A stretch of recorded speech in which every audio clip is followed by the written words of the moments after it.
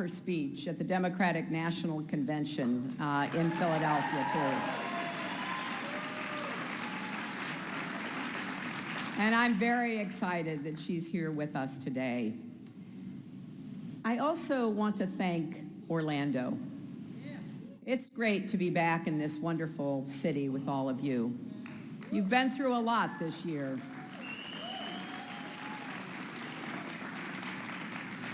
And what has been so notable is you've responded with grace. You've shown the world what Orlando is made of: strength, love, and kindness. This is something we could all use more of right now.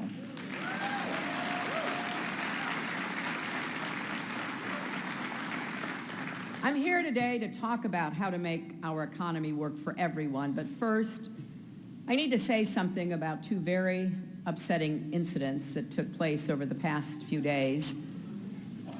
First, an unarmed man named Terrence Crutcher was shot and killed by a police officer in Tulsa. Then a man named Keith Lamont Scott was shot and killed by a police officer in Charlotte. I'm sending condolences and prayers to their families. I know a lot of you are as well. There is still much we don't know about what happened in both incidents, but we do know that we have two more names to add to a list of African Americans killed by police officers in these encounters. It's unbearable, and it needs to become intolerable.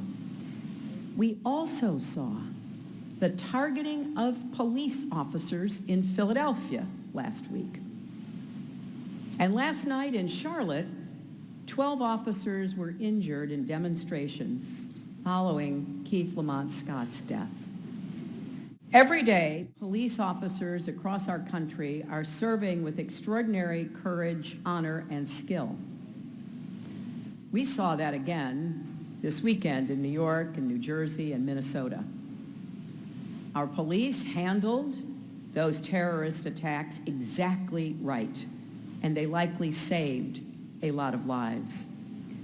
I've spoken to many police chiefs and other law enforcement leaders who are as deeply concerned as I am and deeply committed as I am to reform. Why? Because they know it is essential for the safety of our communities and our officers. We are safer when communities respect the police and police respect communities.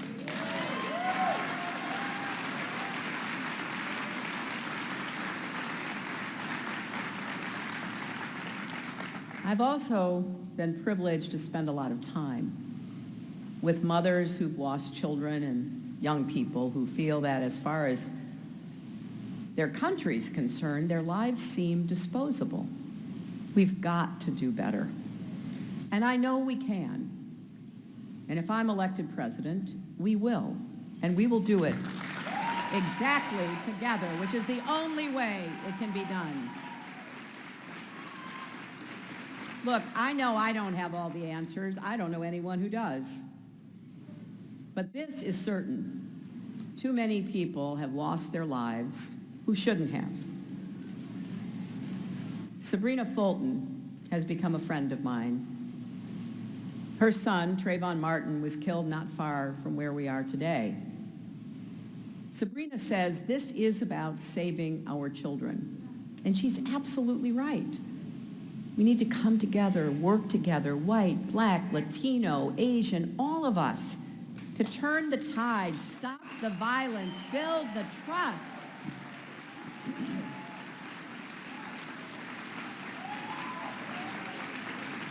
We need to give all of our kids, no matter who they are, the chance to grow up safe and healthy in their communities and in our country.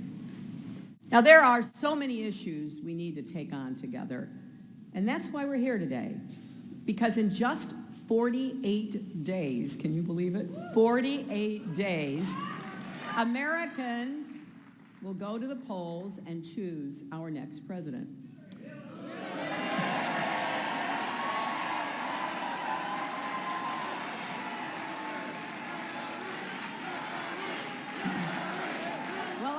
so. I hope so. You know, I want to just stress that our campaign is about the fundamental belief that in America, every person, no matter what you look like, who you are, who you love, you should have the chance to go as far as your hard work and dreams will take you. And that is the basic bargain that made our country great. And it's our job to make sure it's there for you and future generations. Building an economy that works for everyone, not just those at the top, is the central challenge of our time. And I take it personally because I'm a proud product of the American middle class.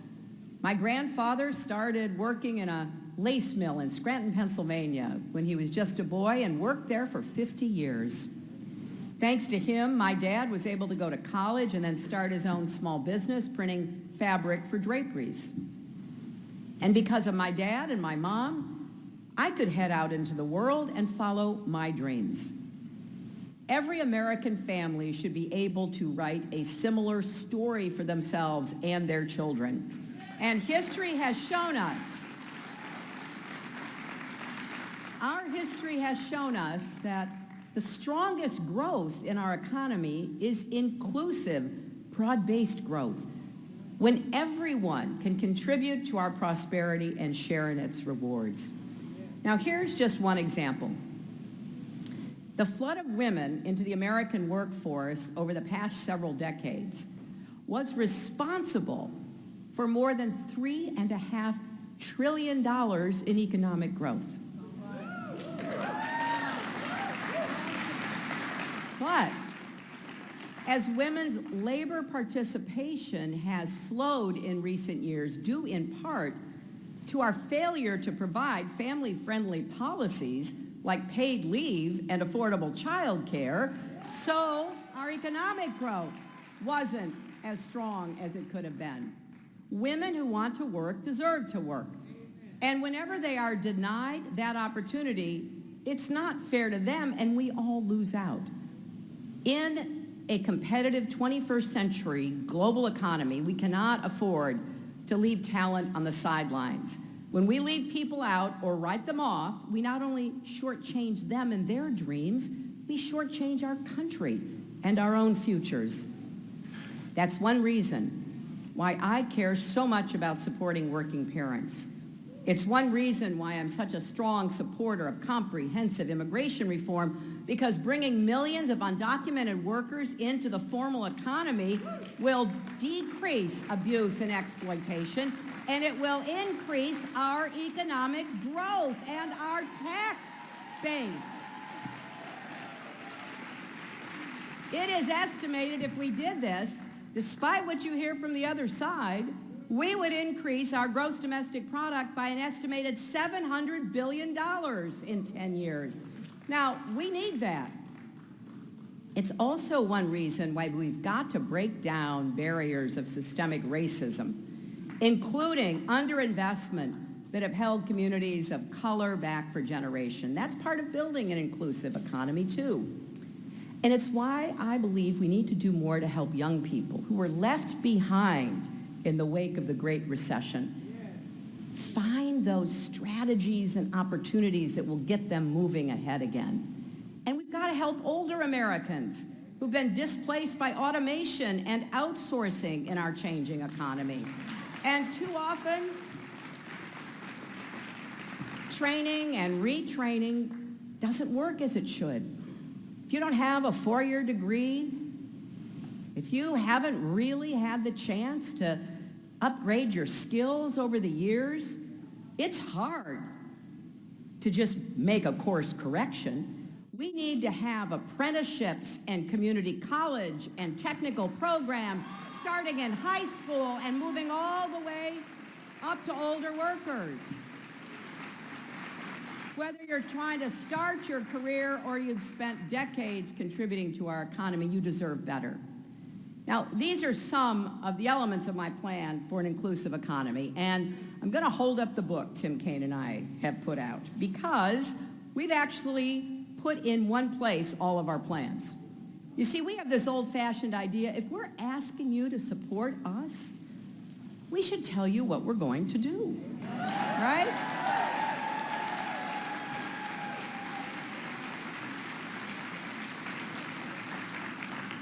And today I want to focus on one area that hasn't gotten enough attention.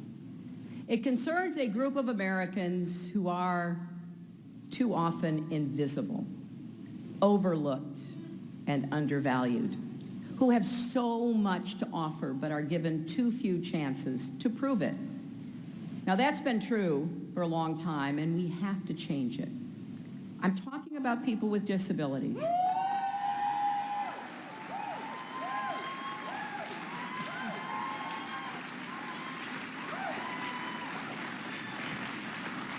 Men and women, boys and girls who have talents, skills, ideas, and dreams for themselves and their families, just like anybody else. Whether they can participate in our economy and lead rich, full lives that are as healthy and productive as possible is a reflection on us as a country. And right now, in too many ways, we are falling short. We've got to face that and do better, for everyone's sake, because this really does go to the heart of who we are as Americans. I intend this to be a vital aspect of my presidency.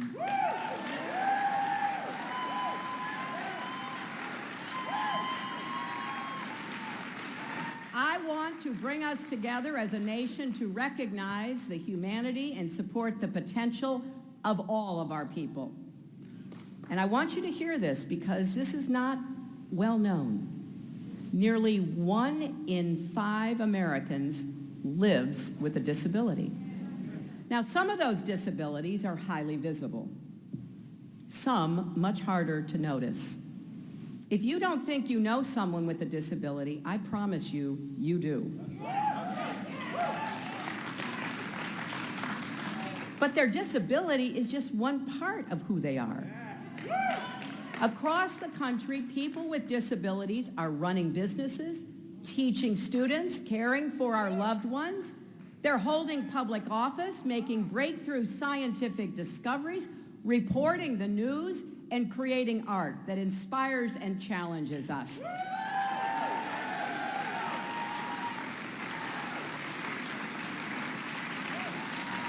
They're veterans whose service and sacrifice has protected our freedom and kept our country safe. They're working in the White House. Just last year, a young woman named Leah Katz Hernandez became the first West Wing receptionist who is deaf. So when world leaders come to the White House, the person who greets them is Leah. Think of the message that sends about how our nation sees the talent in everyone.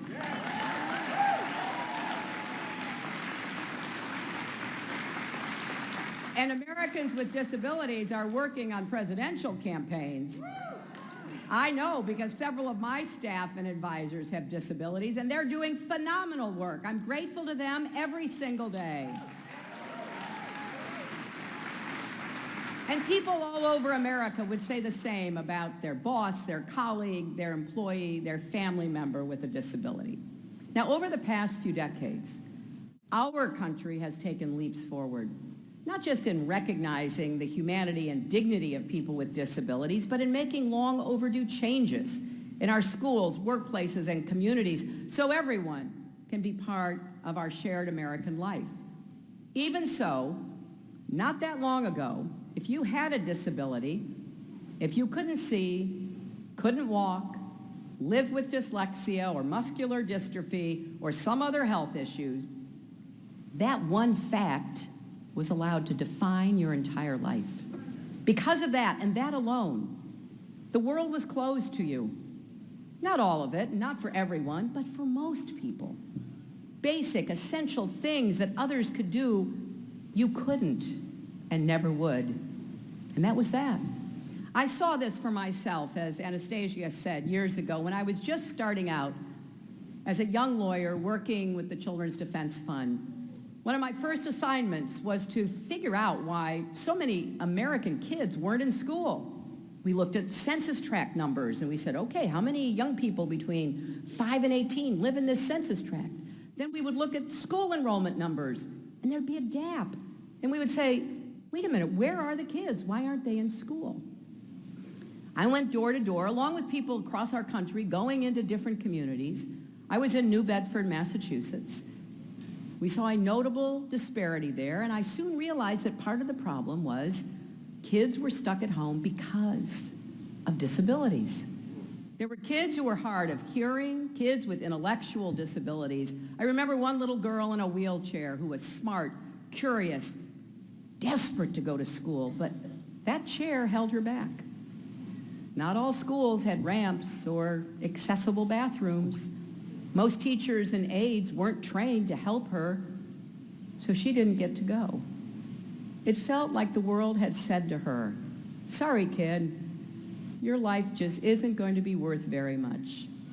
And she and her family weren't rich, they weren't powerful, so what could they do about it? That little girl reminded me of another little girl, my mother. She didn't face the same challenges, but she too was blocked from a full and happy childhood, abandoned by her own parents, raised by grandparents who didn't want her, and ended up on her own when she was just 14, supporting herself as a housemaid. But then something finally went her way. The woman she worked for encouraged her to finish high school. And that family showed my mother what a happy family looked like. After many lonely years, it was the start of a better life. The core lesson from her childhood was that none of us gets through life alone. We all have to look out for each other and lift each other up. And I remembered that, sitting with that little girl in a wheelchair. My colleagues and I at the Children's Defense Fund, along with others, gathered the facts, and we built a coalition of activists and families across America.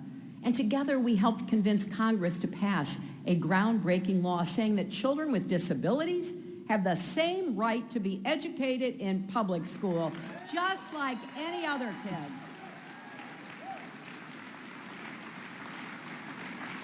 So we opened the doors to school, and then some years later, I was so excited when Americans with Disability Act finally passed 26 years ago. It was bipartisan. The notion that workplaces and public spaces belong to everyone was something Democrats and Republicans both supported. And by the way, I'm proud that some of the Democrats and Republicans who passed that landmark bill are supporting my campaign because they know where my heart is on this.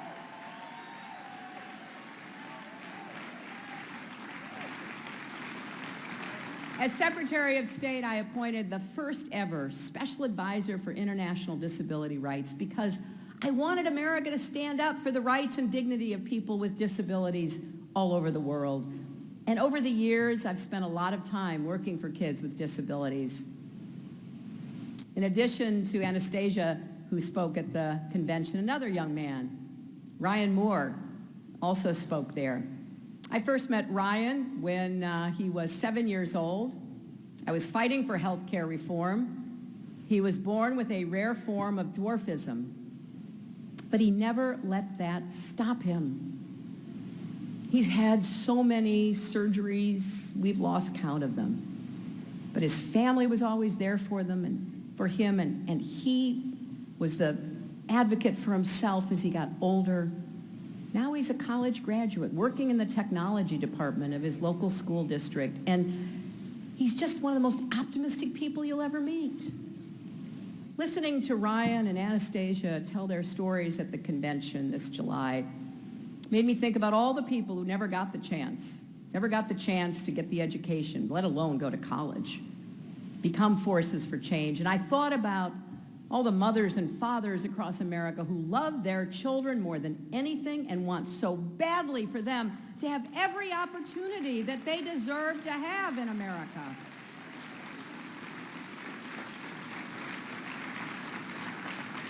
I'll never forget something that the actor Christopher Reeve said. Some of you may be too young to know who he was. He was a huge star. He played Superman. He was unbelievably good looking. He and his wonderful wife were friends of mine. And then he was paralyzed in a horse riding accident. He once said he had been thinking about a phrase that comes up a lot in our politics: family values. Since my accident, he said, I've found a definition that seems to make sense. I think it means that we're all family and we all have value. I couldn't agree more. We've come a long way since the fall of 1973, when I was going door to door talking to kids and families, but make no mistake, we still have a lot more work to do. We can't be satisfied, not when over 60% of adults with disabilities aren't in the workforce, not when businesses are allowed to pay employees with disabilities a sub-minimum wage.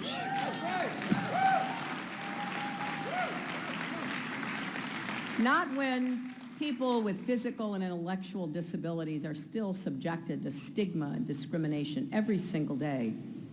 We've got to build an inclusive economy that welcomes people with disabilities, values their work, treats them with respect. Now, one advocate after another has told me the same thing. We don't want pity. We want paychecks. We want the chance to contribute. And as president, I'm going to give them that chance. First, we're going to focus on jobs and incomes. I'm going to fight to give more Americans with disabilities the chance to work alongside those without disabilities and do the same jobs for the same pay and benefits. People with disabilities shouldn't be isolated. They should be given the chance to work with everyone else. And we're going to eliminate the sub-minimum wage, which is a vestige from an ugly, ignorant past. Good work deserves fair pay, no matter who you are. Second, we're going to work with our colleges and universities to make them more accessible to students with disabilities. To have a truly inclusive economy, we need a truly inclusive education system. So let's raise our standards. For too long, accessibility has been an afterthought. Let's make it a priority. In our curriculums, our classrooms, and the technology our students use, it's like what Anastasia said about her sister. She can communicate through a computer. Then let's make sure kids who can communicate that way have the opportunity to do so. Third, we're going to partner with businesses and other stakeholders to ensure those living with a disability can get hired and stay hired. As part of that, we'll launch a new effort we're calling Autism Works to help people with autism succeed in the workplace.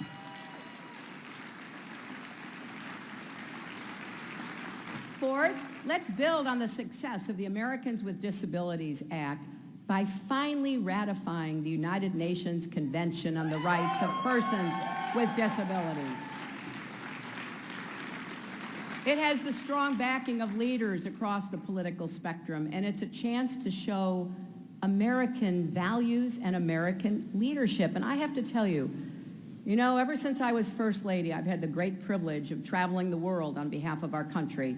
When I was Secretary of State, I went to 112 countries. And one of the things that I have noticed is how far behind many countries are in how they treat people with disabilities. Very often, people with disabilities from the time they are babies and toddlers are locked away, basically forgotten. I want us, since we have been the leader in this area, to get that ratified and then to demonstrate to other countries what we have done and are doing to give dignity and opportunity to people with disabilities. Now, these ideas are just a start. We're working with advocates to come up with even more. If you've got an idea, we want to hear it. Go to HillaryClinton.com and leave your ideas, because we are really welcoming this debate. This issue is very close to my heart. I've always believed that the ultimate test of our society is more than the size of our economy or the strength of our military.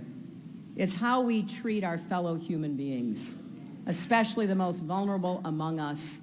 And on this front especially, I intend for my presidency to move our country forward. Together, we will make our economy and our country more welcoming to people with disabilities, because we all win when everyone gets to share in the American dream. Now, if you want some proof, let me tell you this story. It's a story of a woman named Freya David. Now, some of you may have read about Freya in the Boston Globe. I've carried a copy of that article around with me because I loved it so much. Freya has Down syndrome. When she was 21, she got her first job at the local McDonald's. Her mother was a little worried, as any mother would be. She wondered, would Freya be able to handle being independent? Could she handle the job? Would she even pass the 6-month training program? Well, not everyone in her class passed, but Freya did. And then she excelled at that job for 32 years. Her colleagues loved her, and she loved them.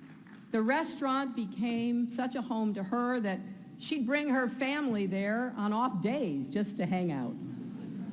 Earlier this year, Freya began to show signs of early onset dementia. She knew that meant she had to stop working, but 32 years is a pretty good run, isn't it? It broke her heart. One thing that made it a little better is the whole staff threw a party in her honor. Her family hoped a few people might show up, and in the end, nearly 100 people did. Customers, colleagues, and friends from over the years. The party lasted 3 hours, and at one point, one of Freya's former managers asked for everyone's attention. She turned to Freya and she said, "We love you, we appreciate you, we respect you, and we are all better people for having you in our lives."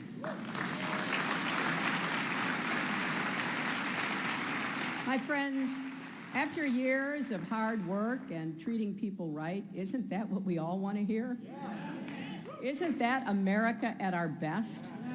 We don't thrive on tearing each other apart or separating ourselves. We know we are stronger together. We believe in equality and dignity for all. And when we fall short, we strive to do better. Not to blame and scapegoat, but to improve ourselves, to move toward becoming that more perfect union that our founders hoped for. This election is a chance for us to move still closer to that goal, to make sure everyone can contribute to a growing and prospering America. To say loudly and clearly, in this country, no one's worthless, no one's less than, we're all of value. In the United States of America, the greatest country in the world, we believe everyone is created equal.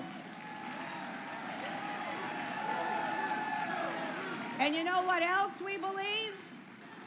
We all believe love trumps hate. Thank you all.